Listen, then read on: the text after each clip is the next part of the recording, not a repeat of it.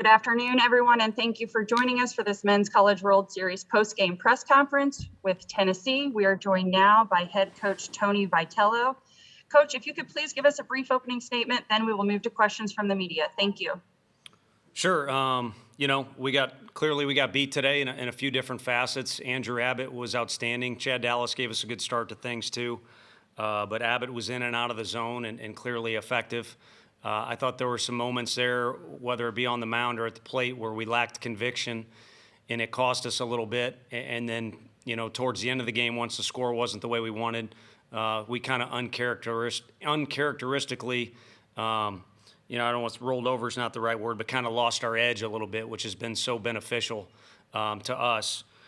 So Vol fans deserve better because I know they came out in big numbers and certainly have helped us get to this point too.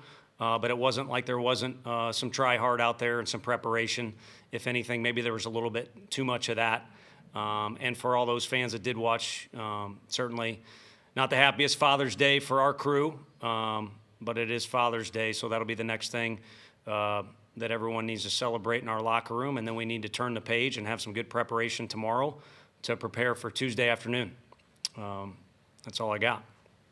Thank you very much, Coach. We will now go to questions from the media. As a reminder, when you are called upon for your question, please state your name and affiliation. Let's go first to Michael Wilson. Michael, go ahead. Mike Wilson, Knoxville News Sentinel. Tony, you said your team lacked conviction in moments. Why do you think that is, and what did that look like to you today? I think, you're standing on this field and you can get caught up in your thoughts a little bit. What's on the line? It's certainly a new setting. It's, the first time back at it after a week or so. So you can feel for things instead of just doing things. And I would hope our guys, they're always good about kids and autographs, in my opinion, and spending their time. I hope they all get stopped on the way to the bus or on the way back to the hotel by a kid and sign an autograph or dish out a high five and have a good reminder there that this is a little leaguer game. This is the only sport, I think, where the coach dresses up, almost in a Halloween costume to be out there. So it needs to be treated as such, regardless of the environment. I wouldn't, follow-up question may be, was the moment too big or any of that stuff. I just think, a pretty good pitcher out there that made pitches when he needed to. And we could have helped ourselves in situations by, being on the attack a little bit more in the proper baseball fashion, in a loose manner or aggressive manner, than kind of feeling our way through some stuff. Let's go next to Ben. Ben, go ahead with your question. Yeah, Tony, you had 3 opportunities in the first 6 innings with at least 2 runners on and nobody out. What did you see in those instances? And then do you think that maybe led to the big 7th inning for Virginia, maybe demoralizing the guys and maybe helped open up the floodgates there? I think to steal what I talked about with one of our wins was, I gather they kind of got a little momentum. It's easy to swing the bats when you're up and leading, especially as you get deeper into the game. You start to relax on offense, and so I think it contributed more to their offense as opposed to us on defense. Chad threw the ball really well. Like I said, at times there was a pitcher here or there that lacked conviction. That's going to pop up when you throw, 75 pitches or so. And they did a good job of executing on some of those pitches. But, no, it definitely impacted the game. There's a chance to throw a blow in the first inning, and then a couple other times you don't really know how the game would have changed. But regardless, the narrative still would have been there was moments where we didn't play baseball the way that we need to, the way we're capable of, and also in the fashion that got us to be able to play in this stadium. Let's go next to Ryan. Ryan, go ahead. Ryan Shumpert, VolQuest. In that 7th inning, when things kind of unraveled, just what did you see? And then specifically, what did you see from Sean when he came in? Sean's rarely, right over the heart of the plate. And on 2 pitches that they executed on, that was the case. So, who knows? He might be able to answer things for himself.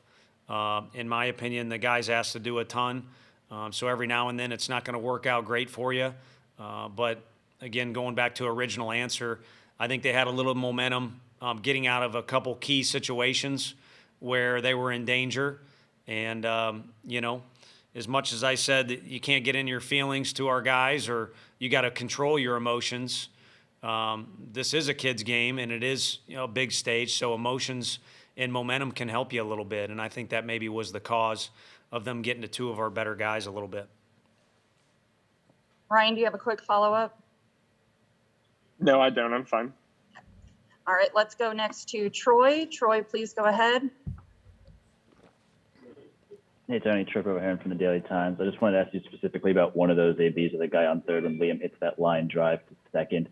When Cordier catches that ball, I guess what's kind of the feeling in that dugout, and does it kind of just feel like it just might not be our day type of thing? I don't think necessarily. I mean, there was a time, can't point it out entirely, where there maybe was a little bit of a deflating feeling.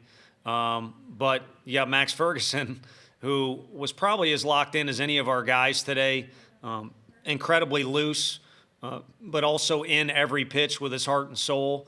And that's the guy that's coming up. So I can't speak for the rest of the team, but my immediate thought was, they had him played in the right spot. You make your own luck.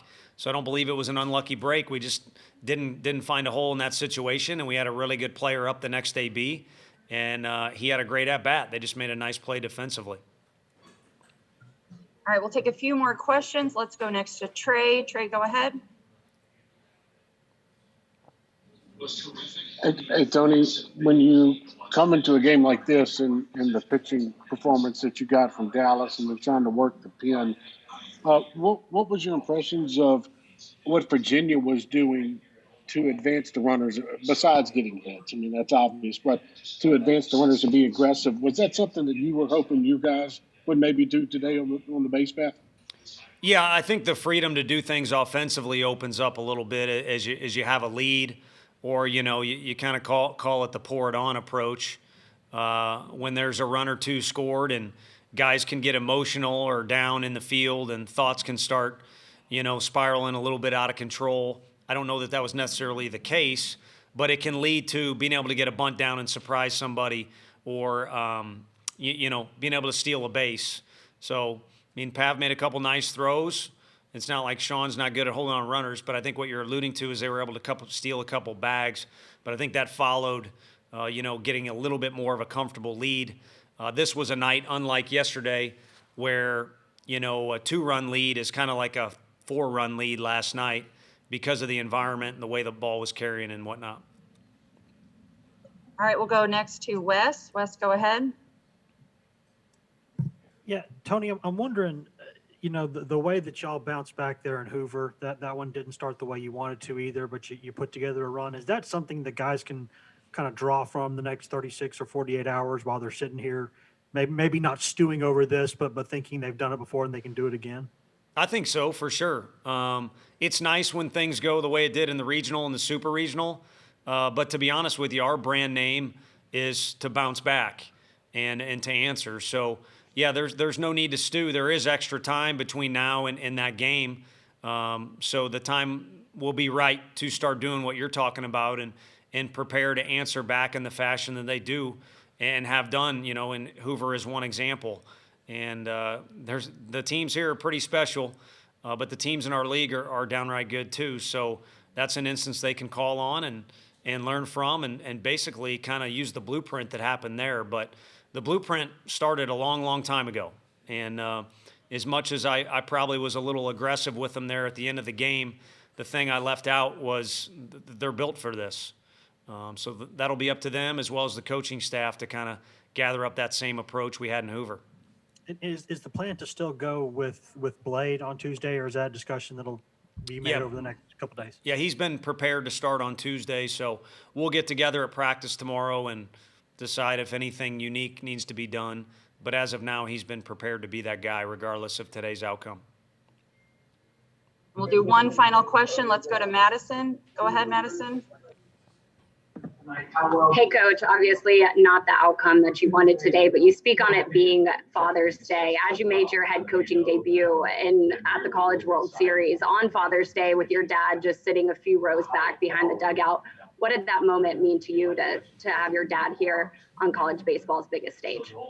You know, I think it's special for every kid's dad, and I guess I still consider myself a kid a little bit. I mean, Pete Durkee, his dad is around all the time. He had a great day today. You know, all the other guys too. I mean, father figures in their life are around. So I think the one thing that's nice about the gap between now and Tuesday is there can be some kind of moment where you can relish the fact that they were all, like my dad, able to be here today. You know, right or wrong, I don't think I'm soulless, but you can't really get caught up in that too much. Got a job to do preparation-wise and game-wise, and anyone who's met my dad knows that, you know, this evening won't be quite as joyous as it could have been with a win, but that's kind of the nature of competitiveness. And, you know, he gets to sit in the stands on Tuesday too, so I hope I do a little bit better job with our guys, and I hope all the Vol fans, like I said, that went well out of their way. It was astounding how many people were at our hotel, get what they deserve and get basically a soulful effort out of our guys. You know, wins and losses at this deal, it can be crazy. So not too worried about that, but I'd like people to be able to see our guys play Vol baseball on Tuesday. Coach, thank you very much for taking time to speak with us today. We really appreciate it. Thank you all. Take care and happy Father's Day. Thank you. Next up, we will hear from Connor Pavoloni. If you have a question for Connor, go ahead and use the raise hand function and we will get to as many as we can.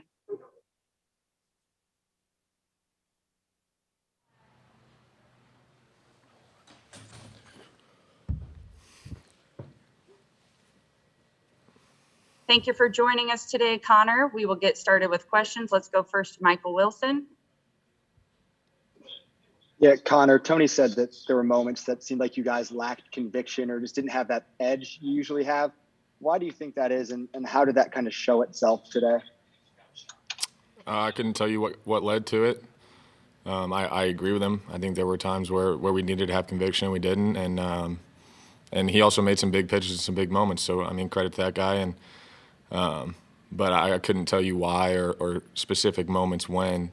The game kind of went by pretty quick, but there were a couple times with runners in scoring position. I'm sure you could say, you know, put the ball in play right here, and he made pitches when he needed to, and I think that's a big reason why we didn't do it. We'll go next to Ben. Ben, go ahead. Yeah, Connor, two things for you. Just what was Abbott doing so well on the mound to prevent you all from taking advantage of some of those early inning opportunities, and then what do you see from Chad and Hundley there in the seventh, I believe it was, or maybe the sixth, that led to that big inning? I think Abbott's fastball was playing up in the zone. It was on the scouting report. It's, you know, a fastball with a high spin rate, and it plays well up in the zone, and we kind of just fed into what he was trying to do and never made an adjustment. So I think that's what he kind of went back to when he needed to get a strikeout or with two strikes, and we just never adjusted to it. And when it comes to Chad, I think he battled out there like he usually does. I mean, dude's a winner. It doesn't matter if he has his best stuff or if he doesn't. You know, he goes out there and he competes and he gives you everything he has. And, you know, he hung one curveball that just happened to fly out of the yard. And as for Hundley, I think that's who Hundley is. He just fills it up. And I don't think they ever really hit many balls hard. They probably hit a couple, but for the most part, he was just filling it up and doing what he does and just trying to compete. We'll go next to Ryan. Ryan, go ahead. Feels like when y'all have given up big innings this year, it's a lot of been due to the home run. In that seventh inning, when it was single after single, do you feel like that maybe led to a little bit more demoralization for the team or kind of losing the juice? No, I mean, whether it's a home run or a single or runs a run, I think it hurt more when they got cap singles or something like that. It just seemed like everything was going against us. But I think we were doing everything we could to keep our spirits up because our offense can flip this game in one inning. You know, I wouldn't put it past us to put 6 runs up in an inning. We've done it multiple times this year, and I don't think we were ever out of this game at any point until the game was over. So, you know, I wouldn't say demoralized is the right word, but yeah, it hurt a little bit seeing that. Let's go to Wes next. Go ahead. Yeah, Connor, the way that y'all bounced back in Hoover, obviously that was maybe a different kind of loss because it went the way it did and you thought you'd won it. But y'all seem to come back with a lot of steam the few days after that. Does that give you confidence that this team can do this again? I know the stage is different, but it was a big deal then too. Yeah, I agree the stage is different, but I don't think this is any different in the SEC tournament in terms of competition or in terms of, just the park. It all looks the same. It's a little bit bigger. There's a little more seats. But yeah, I think this team's built for this. We're not going to win every game, and we don't expect to win every game. But, when we do lose a game, we come back and want to win the next one a little bit more. And I think that's exactly what we're going to do on Tuesday. Do you think with it potentially being, if you lose the game in Hoover, you're still going to the postseason, right? You still got more games to play. Will it be any different? The potential that the next loss could end the season? Probably. I don't think we should approach it any different. I just think we need to be ourselves, especially with our backs against the wall. I don't think anybody's going to go in there and say, this could be our last game of the season. I think we're going to go in there and say we just want to win, just like we've gone into every game this year, especially bouncing back from a loss. We're just going to go in there and try to play our game, and whatever the scoreboard says, but we're going to control what we can control, attitude, effort, and doing everything we can with conviction. All right, we'll go to one final question from Ben. Ben, please go ahead. Yeah, Connor, what was just Coach Vitello's message out there in left field after the game? Yeah, I mean, I think the opening question kind of summed it up. There were times where we just didn't have enough conviction in what we were doing, and every single team that's in Omaha right now has a chance to win it, and you can't do that to high-level teams like the teams we're going to play, and I think that's just kind of a big reason why we lost. Is just we didn't do a lot with conviction, but that's kind of what he was saying to us. It was just, we got to have conviction with what we're doing because we got a really good club. We have one of the best offenses in the country, one of the best defenses in the country, and we have people who are going to throw strikes when they get on the mound. So there's no reason for us not to go out there with confidence and conviction, and I think that's what we're going to do on Tuesday. If I could follow up real quick, just what does that conviction look like? I have an example just for myself. I check swung on a 3-1 heater in my first AB. Not sure why. It was just one of those things. I think that's just kind of what he's talking about is not buying into what you're trying to do, or like Coach V says, is not just putting your soul on the line for it. We were trying to do a little bit too much, and that's what happens. But I think on Tuesday it's going to be a different story. Everybody's going to go out there and give everything they have for the University of Tennessee, and I think the outcome's going to be a little bit different. Connor, thanks so much for your time. We really appreciate it. Thank you, guys. That'll do it for today's press conference. You can find a recording of this press conference in the NCAA Digital Media Hub at www.ncaa.veritone.com. You can also find a transcript of this press conference at ncaa.com/transcripts. Thank you all for joining us.